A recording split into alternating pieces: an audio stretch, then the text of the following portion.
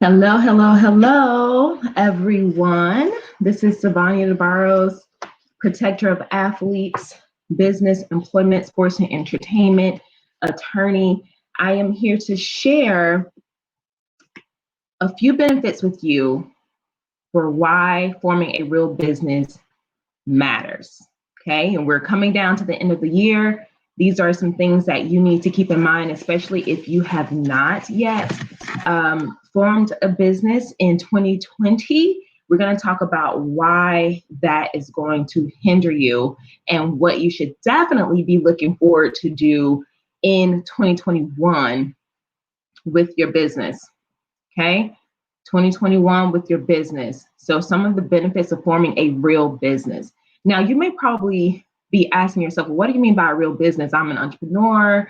I've started this brand. I'm actually selling stuff and I have a real business. Well, if your business is not actually formed, okay, when I say formed, registered, incorporated with the Secretary of State in whatever state that you want to register in, well, then you're not a real business, okay? And you're not a real business for a number of reasons.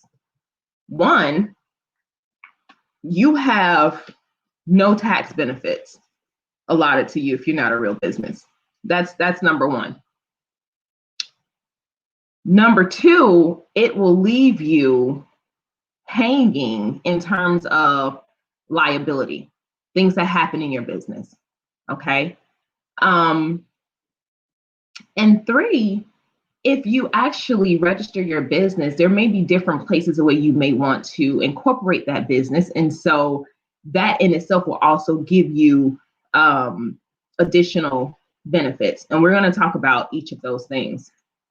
So we know in 2021 has been a whirlwind of issues for people, right? And so some business owners and entrepreneurs, I mean, this is a year where they were able to actually meet a need for somebody, for a group of people, or shifting and pivoting in certain ways for the customer base.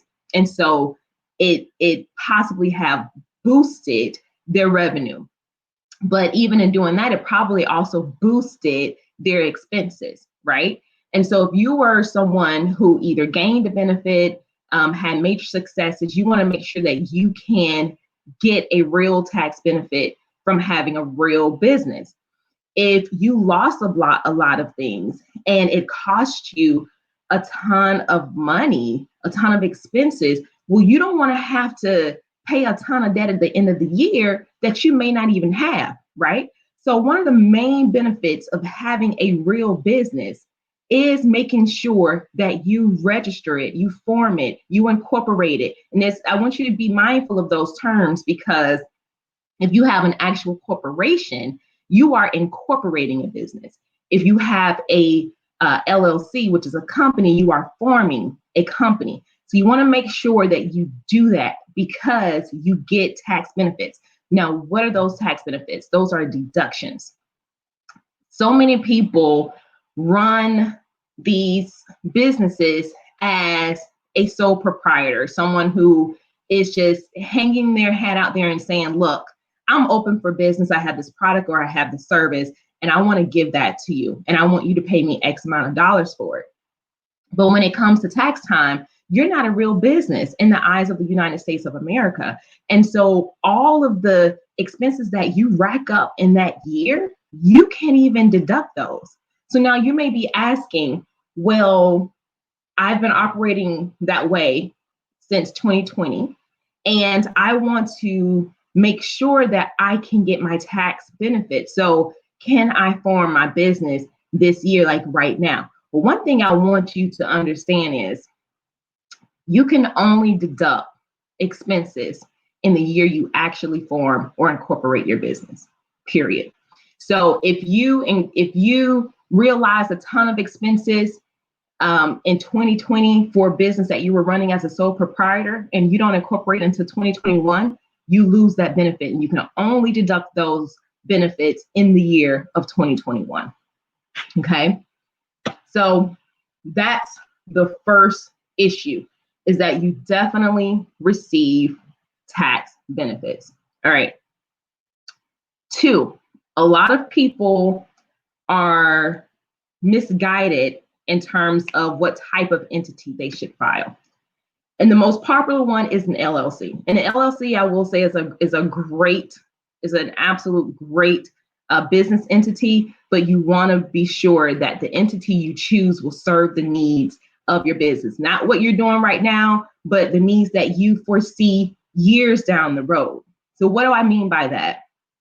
An LLC is a business entity where it has a double taxation. So your business is taxed, and you are also taxed as a person who, if you're receiving a salary from it, you're going to be taxed from that business. Okay. Now, the most popular is an LLC or an s-corp. An s-corp is simply a tax election. You can take an s-corp election, whether you form an LLC or whether you just form a regular C corporation. You can take a tax election as a s-corp. And what that means is, although your basic business entity is formed one way, for tax purposes, you want to be taxed as a certain type of entity. And a lot of people are doing these LLCs not understanding what the tax benefits or liabilities may be, not having any idea or how they want their business to be treated later, no idea of what they want to even do with the business in the future, right? So part of the advice that I give some of my clients, especially depending on the type of industry that the client business is in, you may actually be better suited for an s-corp, because with an s-corp, part of your tax liability, part of it is taxed to your business, but also as a shareholder, you can take distributions, and those distributions are taxed at a lower rate. Okay, so you can cut into that double taxation and save some money there, be able to put more money back into your business.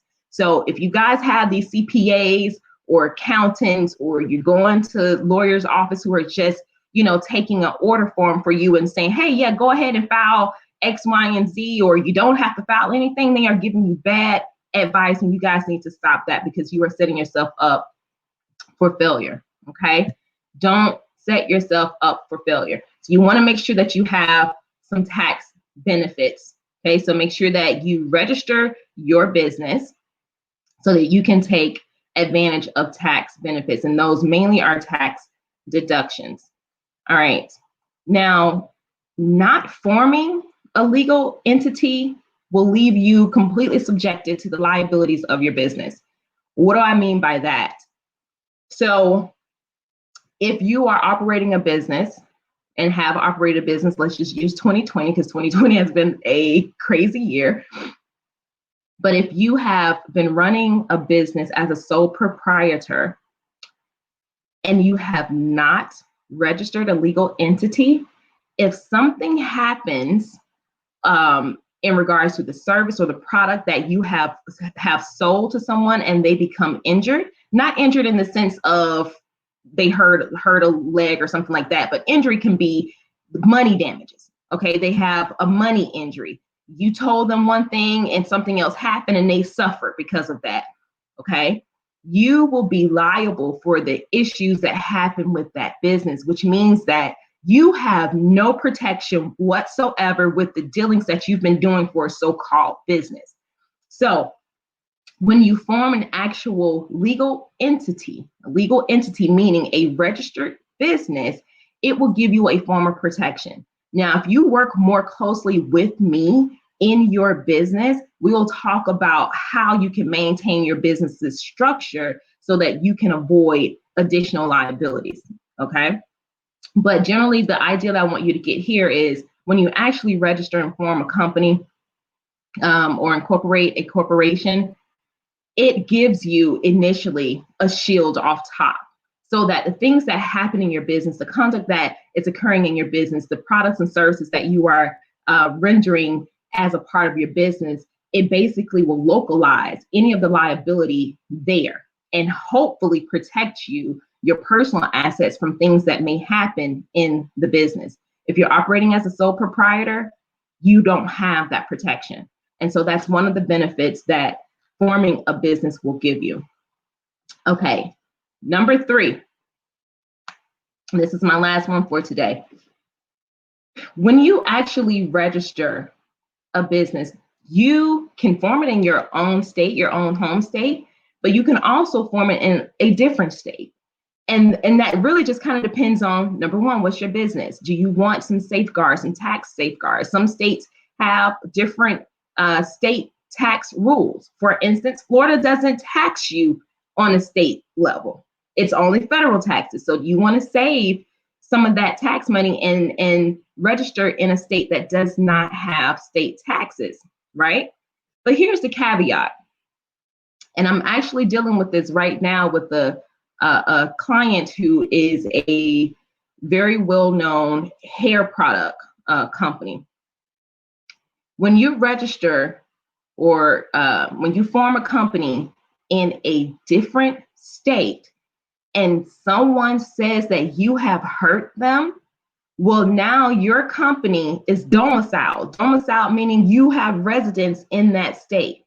So for a company, where someone would have to sue you is the place that you are domiciled, where you reside as a company or corporation, or where your office headquarters are, your main office headquarters are.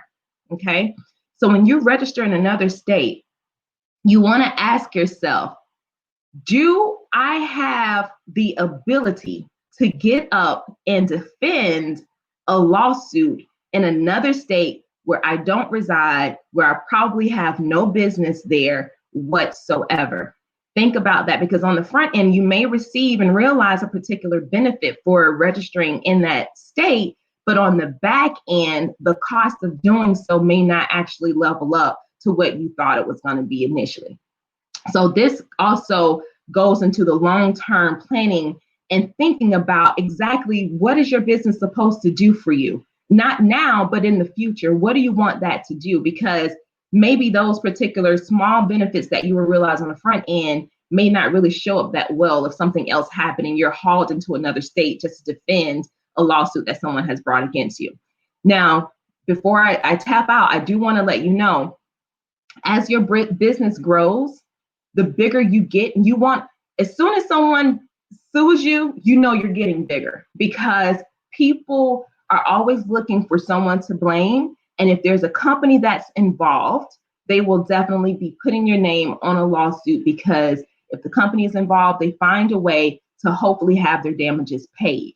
Okay, so this is all the more reasons why you guys have to get serious about your business. You have to make sure that you have those tax benefits available, and you definitely need to make sure you have an attorney on your team. Now, some people may say, well, I cannot afford an attorney. I'm going to tell you, you cannot afford not to have an attorney. There are different ways that you can work with me. There are different ways that you can work with someone else, even if you wanted to. But the point of the matter is, do not leave yourself hanging like that.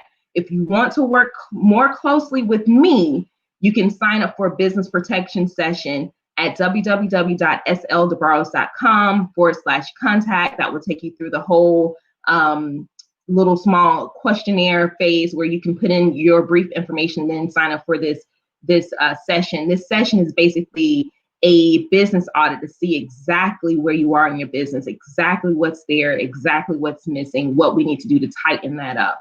If you are not ready for that, that's okay. You can also connect with me by signing up for my newsletters. You can go to my website at www.sldebarros.com, where I have so many issues on legal matters, especially as it pertains to businesses. And if you're more interested in issues relating to sports and entertainment, you can go over to prosportlawyer.com. And guys, make sure you definitely follow my podcast. The podcast is called What Are You Sporting About?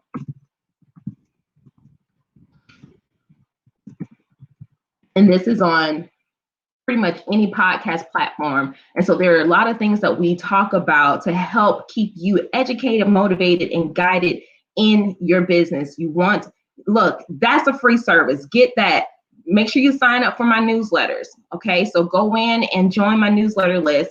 That way you receive all of the information I give people free on a regular basis. I'm talking about weekly, guys. Okay, make sure you go and get that. If you just need a regular consultation, that's fine too.